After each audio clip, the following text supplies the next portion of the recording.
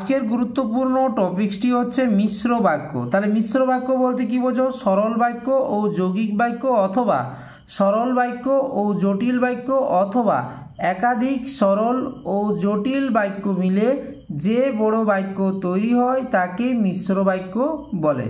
আমরা উদাহরণটা দিয়ে তোমাদেরকে বোঝাবো। তাহলে সরল বাক্য বলতে কি বোঝো?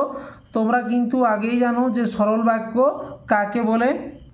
তাহলে মিশ্র বাক্য জানার আগে তোমাদেরকে সরল বাক্য সম্বন্ধে অতি অবশ্যই জেনে নিতে হবে।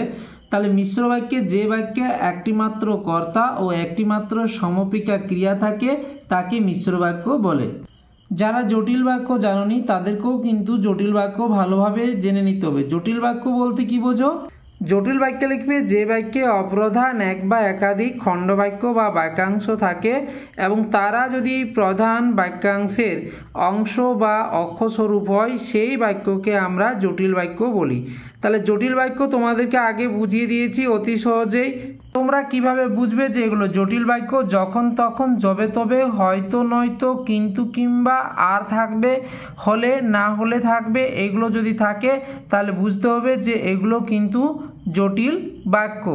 একটা এক্সাম্পল দিয়েছি দেখো, অনেক খুঁজেছি কিন্তু যে বইটা চেয়েছেন সেটা পেলাম না। এখানে অনেক খুঁজেছি, এখানে অনেক খুঁজেছি একটি সরল বাক্য। যে বইটা চেয়েছেন সেটা পেলাম না। যে বইটা চেয়েছেন আরেকটি সরল বাক্য, সেটা পেলাম না। এখানে কি?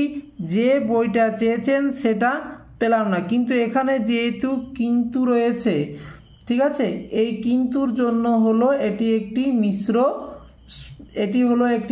মিশ্র বাক্য। যেহেতু এখানে একটি কি হয়েছে, এই কিন্তুটা হয়েছে একটি যৌগিক বাক্য। কিন্তুর জন্য যদি তোমাদেরকে বলে থাকে এখানে যদি একাধিক সরল বাক্য থাকে কিংবা একাধিক জটিল বাক্য থাকতে পারে কিংবা সরল বাক্য বা যৌগিক বাক্য থাকতে পারে অথবা সরল বাক্য বা জটিল বাক্য থাকতে পারে, যদি একাধিক সরল বাক্য ও জটিল বাক্য মিলে যদি কোনো একটা বড় বাক্য তৈরি হয় তাকে মিশ্র বাক্য বলে।